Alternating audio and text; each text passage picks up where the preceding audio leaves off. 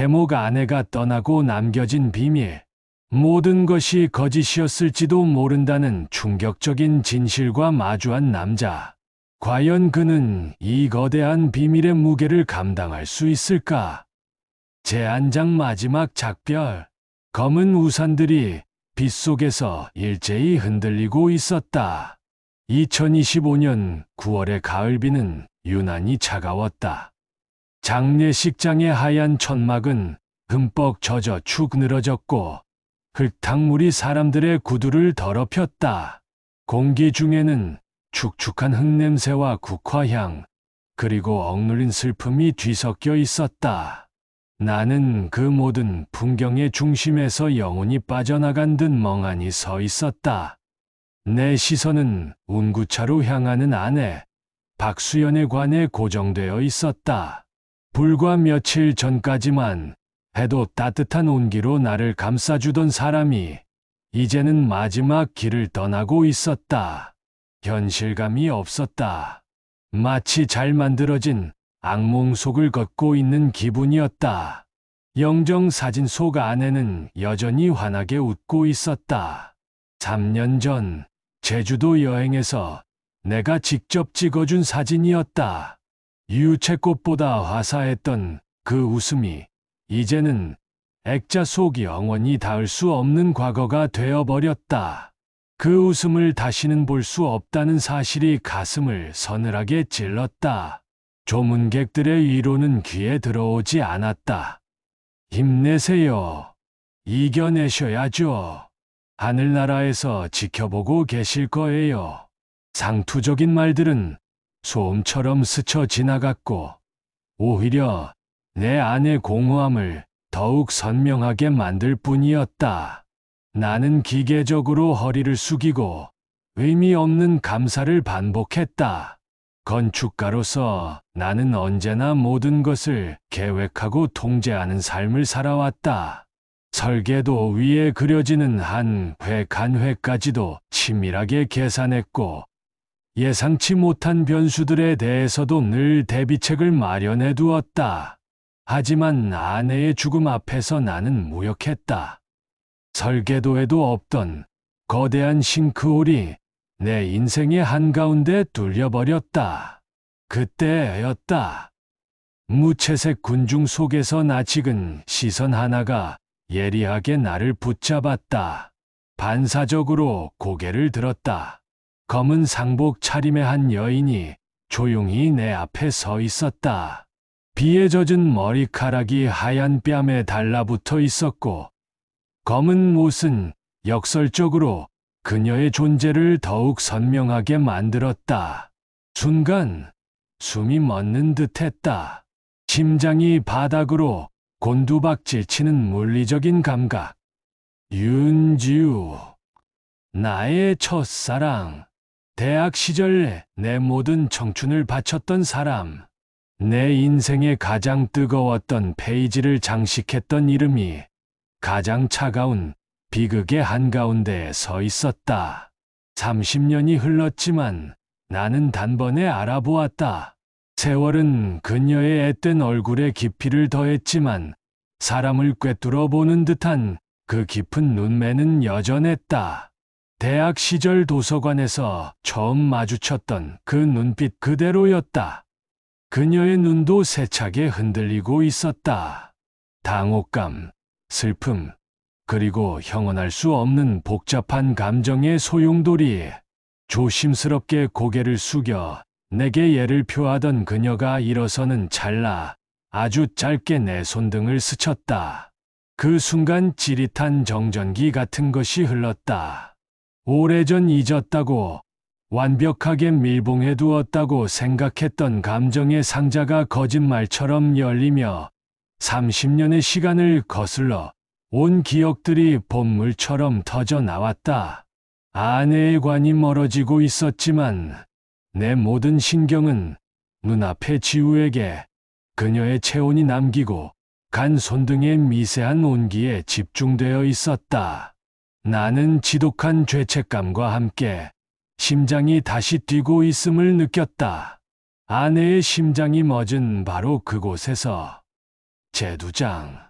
홀로 남겨진 밤. 장례의 모든 절차가 끝난 뒤 집은 거대한 관처럼 적막했다. 현관에 가지런히 놓인 수연의 베이지색 구두, 욕실 거울 앞에 걸린 그녀의 분홍색 칫솔, 소파 위에 펼쳐진 채로 놓인 그녀가 일담한 에세이즈. 집 안 모든 사물이 그녀의 부재를 잔인할 정도로 증명하고 있었다. 마치 그녀가 잠시 외출한 것처럼 모든 것이 그대로 있었지만 동시에 그 모든 것이 더 이상 의미 없는 잔해가 되어버렸다. 나는 소파에 묻히듯 앉아 텅 빈 공간을 응시했다. 거실 벽에 걸린 시계의 째깍거리는 소리만이 정적을 깨뜨렸다. 밤이 깊어갈수록 공허함은 안개처럼 스며들어와 목을 조르고 숨을 막았다. 그녀와 함께 나누던 웃음소리. 오늘 회사에서 이런 일이 있었어로 시작하는 사소한 대화들. 함께 TV를 보며 졸던 평범한 일요일 오후들이 이제는 영원히 돌아올 수 없는 신기루가 되었다. 수연은 항상 집 안을 따뜻하게 만드는 재능이 있었다. 작은 화분 하나를 들여놓더라도, 쿠션 하나를 바꿔놓더라도 그녀만의 감각으로 집을 살아있게 만들었다. 하지만 이제 그 모든 것들이 숨을 잃고 굳어 있었다. 마치 갑자기 전원이 꺼진 따뜻한 집처럼. 정적을 깨고 전화벨이 울렸다. 심장이 덜컥 내려앉았다. 밤 11시가 넘은 이 시간에 나를 찾는 사람은 없었다. 번호를 확인하지 않아도 알 수 있었다. 어떤 직감이 속삭였다. 여보세요. 나야. 지우. 괜찮아. 수화기 너머로 들려오는 그녀의 목소리는 낮고 차분했지만 미세한 떨림이 섞여 있었다. 20년의 세월이 흐른 지금도 그녀의 목소리는 여전히 나를 설레게 만드는 마력이 있었다. 아, 응. 혼자 있기 힘들 것 같아서 잠시 들러도 될까? 그 말은 질문이었지만 거절할 수 없는 제안처럼 들렸다. 나는 거절하지 못했다. 아니, 어쩌면 이 적막을 깨고 들어와 줄 누군가를, 바로 그녀를 기다리고 있었는지도 모른다. 홀로 남겨진 이 집에서 수연의 부재가 만들어낸 공허함 속에서 나는 누군가의 온기가 절실히 필요했다. 그래도 될까? 금방 갈게. 전화를 끊고 나서 나는 거울을 보았다. 며칠 동안 제대로 씻지도 면도도 하지 않은 초췌한 얼굴이 거기에 있었다. 하지만 그것마저 중요하지 않았다. 중요한 건 이 고독한 밤에 누군가가 와준다는 사실뿐이었다. 얼마 지나지 않아 초인종이 울렸다. 문을 열자 장례식장에서와 같은 검은 옷차림의 지우가 서 있었다. 비를 맞았는지 머리카락 끝이 촉촉했고 손에는 작은 편의점 봉지를 들고 있었다. 혹시 아무것도 못 드셨을까 봐라며 그녀가 내민 봉지에는 간단한 죽과 과일이 들어 있었다. 우리는 어색한 침묵 속에서 마주섰다. 현관에서부터 이미 긴장감이 감돌았다. 그녀는 실례할게라며 집 안으로 들어섰고 나는 그 뒤를 따랐다. 그녀의 시선이 집 안 곳곳에 머물렀다.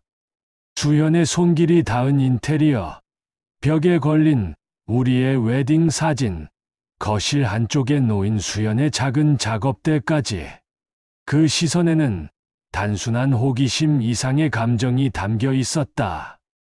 제사장, 과거로의 회귀. 우리는 말없이 식탁에 마주 앉아 술잔을 채웠다. 냉장고에 있던 소주와 그녀가 사온 과일이 전부였지만 누구도 신경 쓰지 않았다.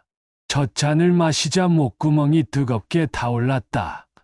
알코올이 혈관을 타고 퍼져나가면서 조금씩 긴장이 풀리기 시작했다. 처음엔 조심스러운 위로였다. 힘들지? 정말 갑작스럽게 많이 보고 싶겠다. 주현이가 그렇게 좋은 사람이었는데 잘 버틸 수 있겠어. 혼자 있으면 더 힘들 텐데. 나는 그저 고개를 끄덕이거나 응, 그래 같은 짧은 대답만 할 뿐이었다. 주현에 대한 이야기를 꺼내는 것은 여전히 고통스러웠고 그 이야기를 지우와 나눈다는 사실 자체가 비현실적으로 느껴졌다. 내 아내의 장례식에 나타난 내 첫사랑. 이런 드라마 같은 상황이 현실에서 벌어지고 있다는 게 믿기지 않았다. 어느 순간부터 대화는 자연스럽게 과거로 흘러갔다. 술잔이 몇 번 오가면서 우리 사이의 어색함도 조금씩 누그러졌다. 기억나. 우리 학교 앞 낭만 골목. 지우가 먼저 입을 열었다. 그녀의 목소리에 그리움이 섞여 있었다. 당연히 기억나지. 거기 떡볶이집 아직도 있으려나. 우리가 맨날 가던 그 할머니 떡볶이집 말이야. 글쎄, 아마 없겠지. 20년이나 흘렀는데 그 골목 자체가 재개발로 다 사라졌다던데. 함께 다녔던 캠퍼스의 은행나무 길, 발이 닳도록 함께 걸었던 그 골목길, 시험 기간에 함께 밤을 새우던 도서관, 너 왜 이렇게 고집이 세냐며 벌였던 사소한 말다툼과 미안해, 내가 잘못했어로 끝났던 어색한 화해들, 잊었다고 생각했던 기억의 파편들이 술기운을 타고 하나둘 떠올랐다.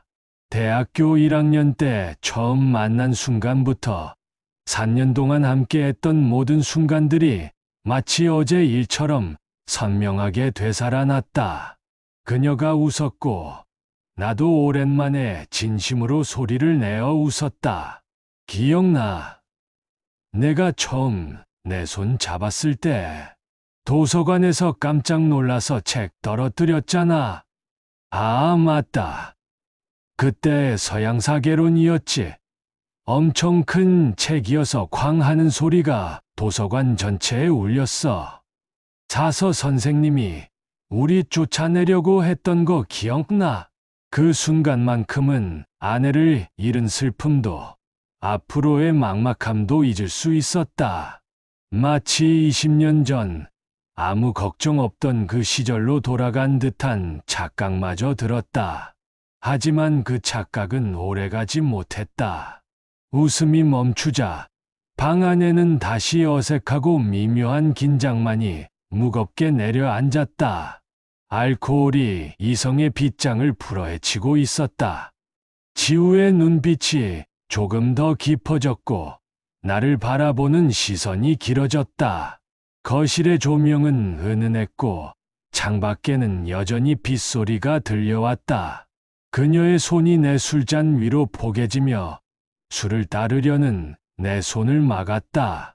그 순간 그녀의 피부의 온도가 내 손등에 전해졌다. 그땐 왜 그렇게 끝내야 했을까? 우리. 그녀의 목소리는 술기운에 젖어 희미하게 떨렸다. 그 떨림 속에는 20년 동안 묻어두었던 후회와 그리움이 고스란히 담겨 있었다. 나는 대답하지 못했다. 그녀의 유학, 멀어진 거리, 서서히 식어버린 마음, 그리고 각자의 다른 길. 수많은 이유가 있었지만 그 어느 것도 명확한 답이 될 수는 없었다. 어쩌면 우리는 그저 그 사랑의 무게를 감당하기에 너무 어렸던 건지도 모른다. 나는 그녀의 손 아래 굳어버린 내 손을 내려다보았다. 아내의 장례가 끝난 첫날 밤, 나는 첫사랑과 손을 맞잡고 있었다. 제내장. 금기의 경계에서 밤이 더욱 깊어지자 술기운이 온몸으로 퍼져나갔다. 거실에는 스탠드의 희미한 불빛만이 우리를 비추고 있었다. 메인 조명은 언제 꺼졌는지 기억도 나지 않았다. 지우의 얼굴은 그 부드러운 빛에 비쳐 더욱 선명하게 드러났다. 20년의 세월이 새겨놓은 눈가의 옅은 주름마저도 그녀를 더욱 깊이 있고 성숙한 여성으로 보이게 했다. 나는 시선을 거두려 했지만 자꾸만 그녀의 도톰한 입술과 슬픔이 담긴 짙은 눈동자에 머물렀다. 주현이 아닌 다른 여자를 이렇게 오랫동안 이렇게 깊게 바라본 것이 얼마만인지 기억조차 나지 않았다. 결혼 후 10년 동안 나는 오직 수현만 바라보며 살아왔다. 미안해. 이러면 안 되는데. 나는 거의 기어들어가는 목소리로 중얼거렸다. 이것은 그녀에게 하는 말이자 나 자신에게 하는 경고였다. 머릿속 한편에서는 죽은 아내의 얼굴이 선명하게 떠올라 나를 질책하고 있었다. 민준 씨, 지금 뭐 하는 거예요? 환청처럼 그녀의 목소리가 들리는 듯했다. 내 말에 그녀는 조용히 고개를 저었다. 그녀의 눈빛은 비난이 아닌 깊은 이해와 슬픔으로 가득 차 있었다. 그 눈빛이 나를 더욱 무너뜨렸다. 나도 알아. 하지만 지금 내 옆에 있으니까 참을 수가 없어. 너무 오랫동안 참았어. 그녀의 목소리는 간절했고 위험했다. 마지막 문장은 나를 더욱 혼란스럽게 만들었다. 너무 오랫동안 참았다는 것은 무슨 의미일까? 그 순간 우리 사이의 공기가 압축되듯 무겁게 가라앉았다. 더 이상 과거를 추억하는 오랜 친구가 아니었다. 슬픔에 잠긴 남자와 그를 위로하는 여자, 그리고 그 위로의 경계를 아슬아슬하게 넘나드는 두 존재만이 남아 있었다. 소파에 나란히 앉은 우리의 손끝이 스쳤고 숨결이 뒤섞일 만큼 가까워졌다. 나는 본능적으로 몸을 뒤로 물리려 했지만 몸은 정반대로 자석처럼 그녀를 향해 끌려갔다. 이성과 감정, 도덕과 욕망이 내 안에서 격렬하게 충돌했다. 머릿속에서는 아내의 환한 웃음이 성광처럼 번져왔다. 결혼기념일에 함께 촛불을 불던 모습, 아침에 눈을 뜨면 나를 보며 좋은 아침이라고 웃어주던 모습, 감기에 걸린 나를 밤새 간병해주던 모습. 그 행복했던 기억들이 날카로운 파편이 되어 심장을 찔렀다. 하지만 이상하게도 그 미소가 나를 붙잡기보다는 오히려 더 깊은 죄책감과 자기 파괴적인 충동 속으로 밀어넣었다. 나는 이미 수연에게 좋은 남편이 아니었어. 그녀가 아플 때도, 그녀가 외로워할 때도, 심지어 그녀가 죽어가는 마지막 순간에도 제대로 곁에 있어주지 못했잖아. 이런 비뚤어진 생각이 고개를 들었다. 그리고 그 지독한 죄책감이 이상하게도 우리 사이에 금지된 긴장을 더욱 짙고 농밀하게 만들었다. 마치 벌을 받기 위해 일부러 절벽 끝으로 다가서는 사람처럼 거실은 무거운 침묵으로 가득 찼다. 창밖에서는 장대비가 쏟아지는 소리가 점점 거세졌다. 마치 세상의 모든 소리를 집어삼키려는 듯. 그녀가 내 옆으로 한 뼘 더 다가앉으며 내 귓가에 낮게 속삭였다.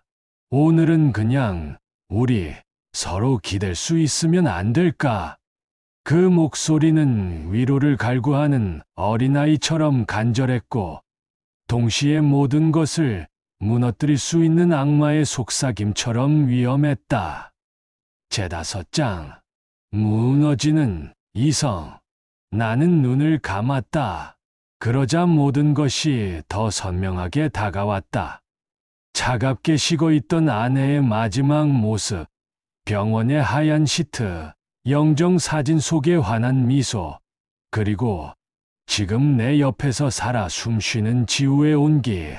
죽음과 산, 과거와 현재, 죄책감과 욕망, 양립할 수 없는 감정들이 머릿속에서 격렬하게 충돌하며 겹쳐지는 순간 나는 무너져 내렸다. 내 안에 있던 마지막 이성의 댐이 굉음을 내며 터져버렸다. 천천히 눈을 떴을 때 내 손은 이미 그녀의 뺨을 감싸고 있었다. 그녀의 피부는 놀랄 만큼 부드러웠고 미세한 떨림이 느껴졌다. 그녀는 피하지 않았다. 오히려 내 손길을 기다렸다는 듯 그녀의 눈이 천천히 감겼다. 길고 검은 속눈썹이 파르르 떨렸다. 숨결이 가까워졌다. 그녀에게서 라일락 향과 섞인 옅은 와인 냄새가 났다. 30년 전에도 그녀는 항상 이런 은은한 향을 풍겼다. 그 향기 하나만으로도 나는 과거로 빨려 들어가는 듯했다. 세상은 빗소리와 두 사람의 심장 박동 소리만으로 가득 찼다. 우린 후회할 거야. 내 목소리는 물기에 젖어 잠겨 있었다. 그것은 마지막 남은 이성의 저항이었다. 하지만 동시에 그것은 허락을 구하는 말이기도 했다. 내 속삭임에 그녀는 대답 대신 내 뺨을 감싼 손 위로 자신의 손을 포개며 나를 더 세게 쥐었다. 그 단호한 손길이 내게는 허락의 신호처럼 느껴졌다. 후회해도 상관없어. 난 이미 20년을 후회하며 살았는걸. 그녀의 대답은 나를 완전히 무장해제시켰다. 그리고 그 순간 모든 이성은 무너져 내렸다.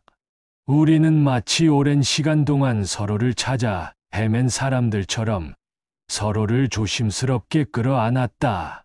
떨리는 손끝이 서로의 등을 더듬었고 가빠진 숨소리가 귓가에 뜨겁게 부딪혔다. 지독한 죄책감과 참을 수 없는 욕망이 뒤엉킨 체온이 살갗을 통해 전달되었다. 이것은 단순한 위로가 아니었고 하룻밤의 욕망도 아니었다. 20년이라는 긴 시간 동안 각자의 마음속 깊은 곳에 눌러두었던 감정이 아내의 죽음이라는 비극적인 사건을 기폭제로 삼아 폭발하듯 쏟아져 나온 순간이었다. 창문 밖에서 번개가 번쩍였고 어두운 거실은 순간적으로 환한 빛에 잠겼다. 그 찰나의 빛 속에서 나는 지우의 애처로운 얼굴을 보았다. 그리고 그 얼굴 위로 영정 속에서 웃고 있던 아내의 얼굴이 겹쳐 보였다. 나는 그녀를 놓아야 했다. 하지만 놓을 수 없었다. 이 밤의 끝에서 내가 마주할 것이 지옥이라 할지라도 지금은 이 순간에 모든 것을 내던지고 싶었다. 제6장 새벽의 각성. 밤새 내리던 비는 거짓말처럼 멎어 있었다. 창문에는 잔잔한 물방울들이 맺혀 아침 햇살에 보석처럼 반짝였다. 나는 소파에서 몸을 일으켰다. 뻐근한 목과 깨질 듯한 머리의 통증, 간밤의 기억들이 파편처럼 머릿속을 떠다녔다. 옆을 돌아보았다. 텅 비어 있었다. 소파 위에는 그녀가 덮었던 얇은 담요만이 구겨진 채 남아 그녀가 이곳에 있었다는 사실을 증명하고 있었다. 공기 중에는 그녀의 라일락 향이 희미하게 남아 내 죄책감을 후각으로 일깨웠다. 휴대폰을 확인했다. 부재중 전화나 메시지는 없었다. 마치 모든 것이 하룻밤의 꿈이었던 듯 그녀는 흔적도 없이 사라졌다. 허탈함과 안도감이 동시에 밀려왔다.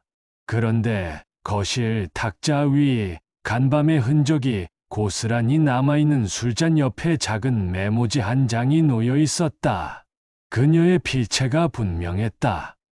20년이 지났지만 여전히 단정하고 예쁜 글씨체였다. 미안해. 하지만 나는 다시 돌아갈 수 없어. 어제는 어제일 뿐이야. 부디 잘 이겨내. 수연이를 위해서라도 나는 쪽지를 움켜쥔 채 깊은 한숨을 내쉬었다. 어제는 어제일 뿐. 그 선을 긋는 듯한 문장이 내 가슴을 차갑게 찔렀다. 마지막 문장의 수연이를 위해서라도는 더욱 날카롭게 죄책감을 파고들었다. 그녀는 떠났다. 아내도 떠났다. 이제 이 텅 빈 집에는 나 혼자 내 가슴 속에 지울 수 없는 죄책감과 함께 남겨졌다. 그러나 동시에 다시 한번 불타올랐던 감정의 뜨거운 흔적도 사라지지 않았다. 나는 알았다. 이것은 끝이 아니었다. 이 이야기는 이제 막 시작되었음을.